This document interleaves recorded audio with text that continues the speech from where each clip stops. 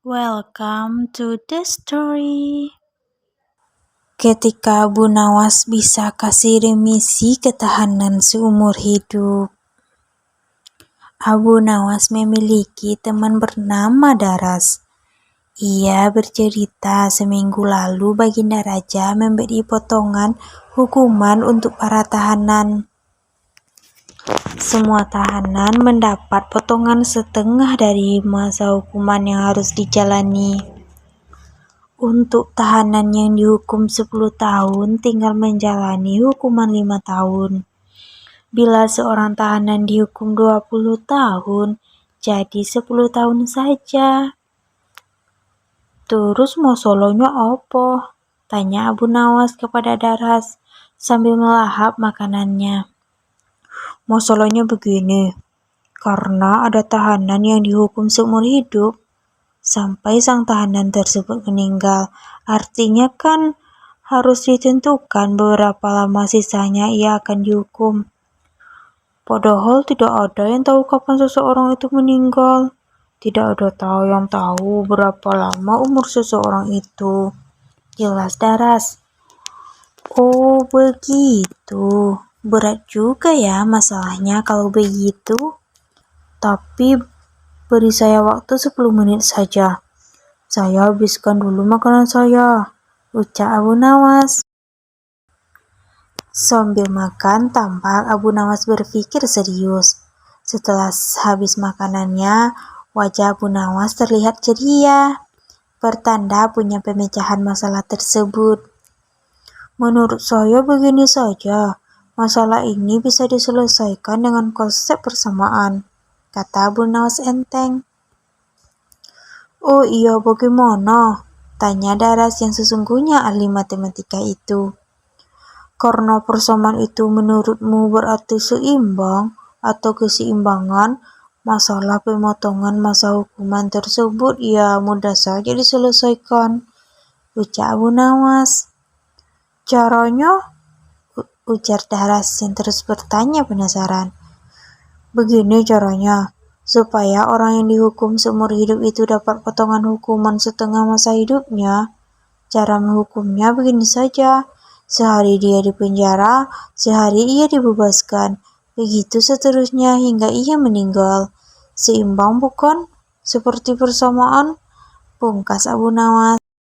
Wallahu alam. Kerjai raja. Abu Nawas beri bebek bakar tapi kakinya kok cuma satu. Abu Nawas diminta istrinya mengantar makanan bebek bakar kepada Baginda Raja. Ia agak keberatan, pasalnya dirinya sendiri saja makan tanpa lauk. Sudahlah, agar Baginda Raja makin sayang denganmu suamiku, ucap sang istri kepada Abu Nawas. Abu Nawas pun mengalah. Dengan berat hati dia menenteng bungkusan bebek panggang yang menggoda selera itu. Diam-diam Abu Nawas tidak tahan juga. Biar saja aku ambil paha yang satu itu, pikir Abu Nawas sembari mematahkan kaki bebek tersebut. Tanpa pikir yang panjang, Abu Nawas pun memakannya. Akhirnya Abu Nawas sampai juga di istana dengan membawa bebek panggang berkaki satu menghadap Baginda Raja. Abu Nawas disambut Baginda Raja dengan ramah. Apa yang kau bawa Abu Nawas? Tanya Baginda Raja melihat Abu Nawas menenteng sesuatu. Tanpa banyak cakap, Abu Nawas menyerahkan bawaannya kepada Baginda Raja. Bebek panggang, gumam Baginda Raja tersenyum ceria. Belum lama menikmati bebek panggang hadiah dari Abu Nawas, Baginda Raja pun terdiam sejenak. Beberapa saat ketika mendekati bebek panggang yang hanya berkaki satu. Mengapa bebek panggang ini hanya berkaki satu, Abu Nawas? Tanya Baginda Raja dengan penasaran. Memang di negeri ini bebek-bebek hanya memiliki satu kaki. Kalau Baginda Raja tidak percaya, cobalah lihat di kolam, jawab Abu Nawas dengan santai. Mereka berdua pun berjalan menuju kolam. Di sana banyak sekali bebek berendam sambil mengangkat kedua kakinya, sehingga tampak hanya berkaki satu. "Lihatlah," kata Abu Nawas cengengesan. "Di sini bebek hanya berkaki satu," lanjutnya sembari jarinya menunjuk segerombolan bebek di kolam.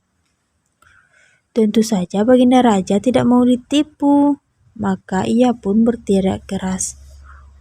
Semua bebek kaget menurunkan kaki yang dilipat dan berterbangan. Tapi Abu Nawas juga tidak kehilangan akal. "Subhanallah," katanya. Bahkan bebek pun takut pada keinginan Baginda Raja. Barangkali kalau Baginda meneriaki Paduka, Paduka akan ketakutan dan secara refleks menggandakan kaki menjadi 4 dan kemudian terbang juga. Mata Baginda Raja melotot ke arah Abu Nawas, sepertinya marah. Tapi yang terjadi justru ledakan tawa Baginda. "Yuk kita makan sama-sama bebek berkaki satu itu," ajak Baginda Raja. Abu Nawas pun makan dengan lahap. "Alhamdulillah, rezeki memang enggak kemana," ujar Abu Nawas, sembari mengapungkan senyum di bibirnya. Abu Nawas jual bebek, orang-orang kok malah beli keledainya? Abu Nawas berusaha menjual beberapa ekor bebek untuk memenuhi kebutuhan sehari-hari. Ia pun pergi ke pasar menaiki keledai kesayangannya. Setelah sampai di pasar bersama bebek-bebek miliknya, Abu Nawas duduk dengan sejenak. Ia istirahat di bawah pohon yang cukup rindang. Hampir saja terlelap, Abu Nawas terbangun karena ada seseorang yang tidak dikenal mendekati dirinya. Rupanya ia menginginkan hewan peliharaan Abu Nawas. Dia mendekati Abu Nawas dan bertanya, "Berapa harga keledaimu?" Abu Nawas menjawab, "Pak, saya ini mau jual bebek, bukan keledai loh." "Aku tidak bertanya kepadamu, aku bertanya kepada bebekmu," timpal orang itu yang ternyata hanya ingin ngetes kecerdikan Abu Nawas. Wallahu a'lam. Suatu hari, rakyat berkumpul di istana Baginda Raja sambil berteriak-teriak menuntut Abu Nawas ditangkap. Mereka protes terkait baliho raksasa milik Abu Nawas yang dipasang di depan rumahnya. Baliho itu bertuliskan, "Dijual cepat, Matahari Baghdad. Siapa cepat dapat bonus anak unta." Penduduk yang kasak kusut di depan istana itu panik Matahari Baghdad dijual. Bagaimana mungkin mereka bisa hidup berlama-lama di kolong langit Baghdad tanpa matahari? Jika pindah ke Zaku, mereka khawatir daerah ini tertinggal. Infrastruktur di sana kurang canggih dibandingkan infrastruktur di Baghdad. Pindah ke Baktaran enak, tidak jauh dari Baghdad, tapi bahasa penduduk di sana sulit dipelajari. Pokoknya pindah ke luar Baghdad adalah masalah. Sementara bertahan di Baghdad jika tanpa matahari juga bukan perkara gampang. "Abu Nawas, antum serius mau menjual matahari?" tanya Baginda Raja sambil mengamati massa yang terus membeludak di depan istananya. "Benar Baginda, supaya kita bisa ikut cara mereka menggunakan otak." "Maksud antum?" tanya Baginda Raja lagi dengan nada kaget. "Begini Baginda, apakah antum senang infrastruktur di Baghdad terbangun hebat di zaman Baginda? Baginda bangga bisa menjadi teladan buat rakyat bahwa selama menjabat sebagai khalifah, Baginda tidak korupsi. Baginda senang tidak mempertontonkan keserakahan dengan menguasai ratusan ribu hektar padang pasir. Padahal Baginda bisa melakukannya dengan kekuasaan yang sekarang Baginda genggam." Abu Nawas coba ke inti masalahnya. Jika Baginda turun dan tanya massa yang sekarang berdemonstrasi itu, ketahuilah bahwa mereka akan menjawab, buat apa bangun infrastruktur? Infrastruktur tidak bisa dimakan. Jadi jalan-jalan mulus yang Baginda bangun selama ini, puluhan bendungan yang Baginda banggakan, lapangan terbang, rel kereta api di Koramabad, pasar-pasar di Kirkuk, itu semua percuma, tidak bisa dimakan. Baginda Raja Baginda Raja Khalifah Harun al-Rashid pun terdiam. Baginda bangga tidak korupsi. Anak Baginda jual pisang goreng. Itu malah membuat mereka malah dan cemburu. Buat mereka, Baginda mestinya korupsi agar mereka tidak repot-repot lagi bikin isu tidak masuk akal. Misalnya, Baginda keturunan Magnolia. Baginda memusuhi ulama. Baginda membiarkan partai yang sudah dilarang tumbuh lagi. Wah, pokoknya banyak Baginda. Lalu apa hubungannya dengan menjual matahari, Abu Nawas? Dengan pelan-pelan Abu Nawas kemudian menjelaskan bahwa apa yang dianggap Baginda Raja sebagai prestasi nasional tapi justru dianggap pemborosan sehingga membebani negara, dan karena mereka terbiasa melihat semua prestasi yang ada di ruang gelap.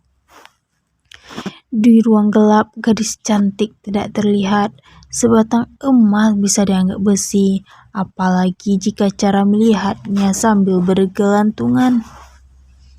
Tapi kalaupun mata mereka tidak melihat di ruang gelap, bukankah telinga mereka mendengar?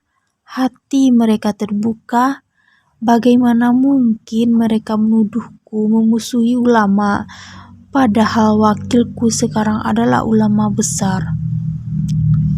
Jikapun mereka tidak suka aku, bukankah kepada mereka sekarang aku sodorkan ulama yang dulu mereka klaim mereka belah? Mengapa sekarang mereka tinggalkan? Baginda, itulah enaknya melihat dunia di ruang gelap sambil terbalik. Kita bisa menikmati apa yang mereka nikmati selama ini. Baginda tidak capek berpikir rasional?